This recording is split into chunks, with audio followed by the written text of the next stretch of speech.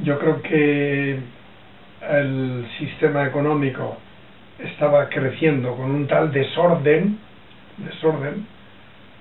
que tenía que romper, que podía romper por algún sitio.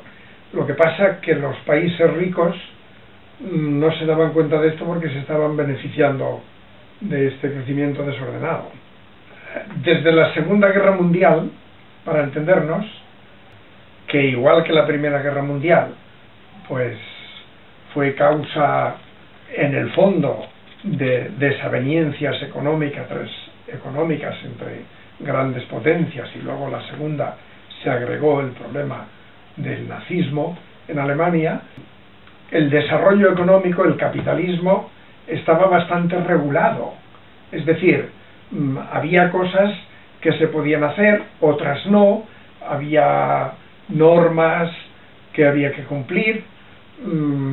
Con el incremento del capitalismo global, donde tú no, es decir, la gente que tiene dinero invierte aquí, allá, mueve de aquí para allí, se fueron provocando crisis en varios sitios del planeta, la crisis de México, la crisis del sudeste asiático, la crisis de Argentina, y por tanto estaba cantado que tenía que haber una explosión que podía ser también en el centro del sistema.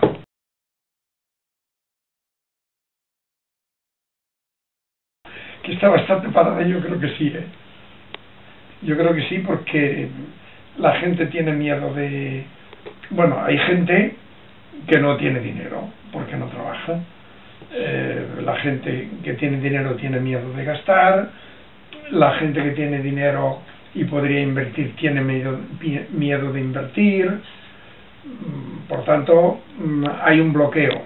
Es difícil decir cómo se puede salir de este bloqueo formando parte de una unidad económica que se llama Europa y el euro. Es difícil decir cómo se puede salir de este bloqueo. Si España no estuviera en el euro, pues supongo que se habrían aplicado las recetas tradicionales, que son las devaluaciones. Esa devaluación significa pues que la moneda vale menos, por tanto lo que tú ganas teóricamente vale menos, pero como también los precios han bajado, pues casi no lo notas, ¿no?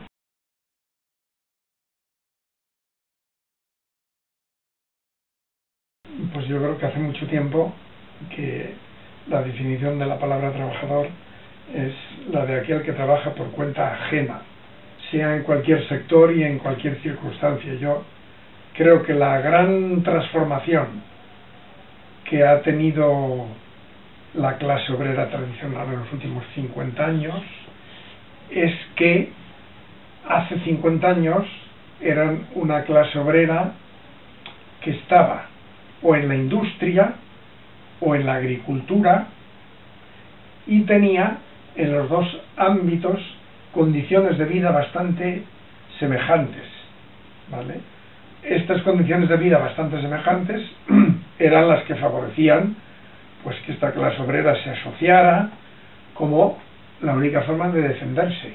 Entonces, la gran expansión de todos los sectores, de todo el sector terciario, con múltiples formas de trabajar y de estar activo en ese sector terciario, que van pues desde servicios a las personas, servicios a las empresas, servicios de marketing, servicios de imagen, no sé qué, más una ideología según la cual pues ya no somos trabajadores, sino somos otra cosa. Esto ha provocado que siéndolo, haya mucha gente que no se sienta trabajadora.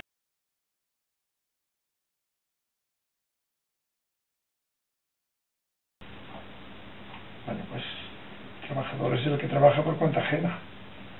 Es el que no trabaja para buscar un beneficio, sino para buscar un sueldo al final de mes.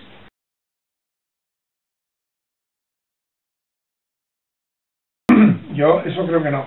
Yo creo que paulatinamente nos habíamos ido haciendo cada vez menos esclavos del trabajo, en el sentido de que el trabajo estaba acotado a unas horas muy determinadas del día, de la semana, del año y de la vida, que además históricamente sobre todo desde la Segunda Guerra Mundial, habían ido bajando esas horas.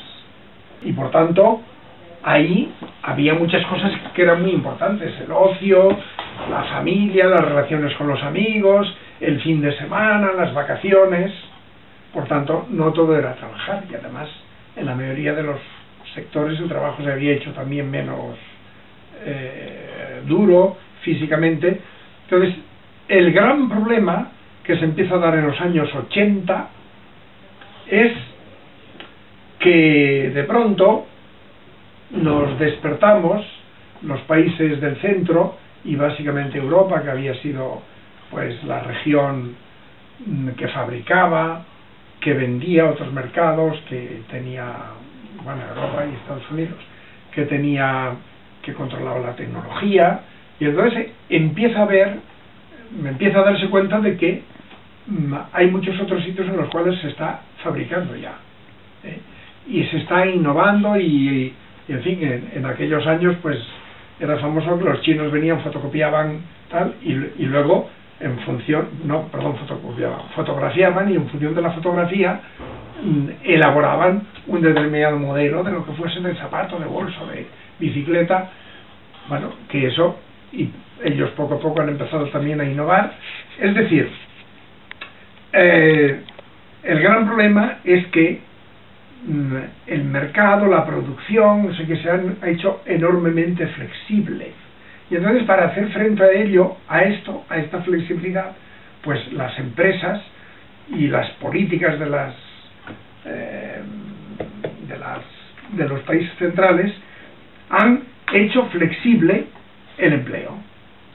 Y por tanto, allí donde tenías 8 horas o 7 horas y te olvidabas, 5 días a la semana y te olvidabas, en algunos casos ya eran 4 y medio, por eso está que ahora no te puedes olvidar, porque de pronto igual no tienes trabajo y te sale para el fin de semana, y de pronto te dicen que 3 meses y después ya se verá, y tienes que estar esperando y cambiar de sector o de empresa o de oficio, ¿entiendes? Y eso es lo que te rompe la vida. Eso es lo que te rompe la vida. Es decir, que nosotros hemos venido de un periodo histórico muy antiguo en el que la gente solo trabajaba. Hemos pasado otro periodo en el cual el trabajo se había convertido en una parte solo de la vida. Claro, muy importante, porque era la parte que te daba los ingresos, pero en 7 horas o en 8 horas, de 5 días a la semana o 4 y medio. Una situación en la que mucha gente, no digo todos, pero mucha gente tiene que estar tan pendiente de lo que le pueda salir, que eso que le puede salir cualquier día de la semana, ¿me explico? Y por tanto, eso es lo que ha colapsado la autonomía de las personas sobre su vida.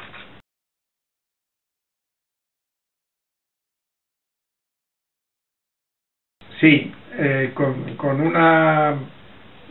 un requisito, y es que después de años y años y años de ideología en la que pues nos han metido en la cabeza que todo el mundo era clase media y que lo óptimo era ser clase media y que no sé qué, y que quienes tenían coche y tenían fin de semana eran clase media, por tanto aquello de las clases había acabado. Entonces la gente se resiste a entender que las nuevas desigualdades y las nuevas malas situaciones lo que demuestran es que los poderosos son cada vez más poderosos y los otros cada vez menos. Es decir, hay una resistencia ideológica a admitir la realidad.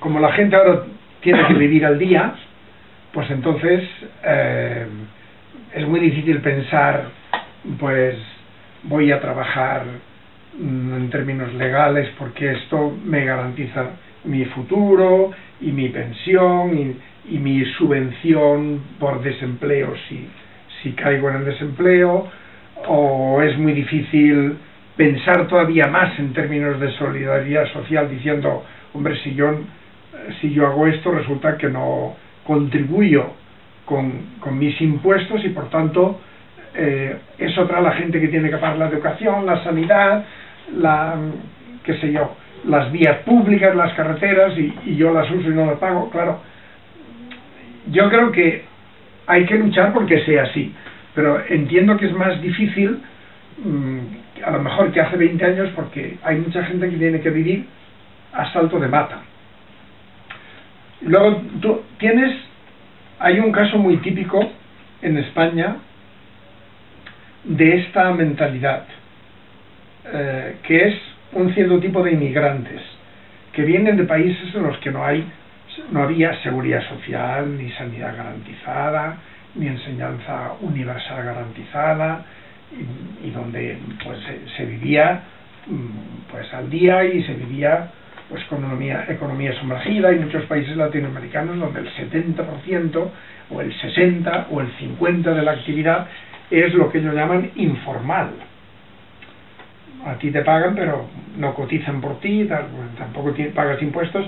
Entonces estas personas llegan aquí y tienen la tentación fácilmente de decir, bueno, como yo aquí ya tengo garantizado la sanidad y la educación y no sé qué, pues si este hombre que me va a emplear me dice que si me declara me paga 1.000 y si no me declara me paga 1.500, pues ¿cómo lo voy a ayudar para coger los 1.500? Vale. Pero yo creo que esto en estas personas se explica no por mala voluntad, sino porque vienen de un contexto en el que la vida era así. Pero claro, resulta que ahora nosotros tenemos muchas otras personas que no son inmigrantes sino autóctonos, que tienen que vivir en una situación así a salto de mata, y que es difícil convencerlos de eso, pero yo sigo convencido de que eso es la vía. Eso es la vía, porque si no, dentro de 20 años no hay pensiones, ni hay garantía de sanidad y de educación. Claro, ¿cómo se pagan? Esto es el error de determinadas ideologías que yo creo que se llaman anarquistas, sabiendo poco de lo que fue el anarquismo, que dicen, bueno, pues que si lo que pague el Estado. Y yo, ¿que paga el Estado? ¿Qué quiere decir? ¿De dónde lo saca el Estado? Oye, que lo está sacando de mi sueldo y del de este y del de este. Si justamente de los ricos es de donde lo saca el Estado, o saca poquísimo, saca de los que están trabajando, más de unos, menos de otros.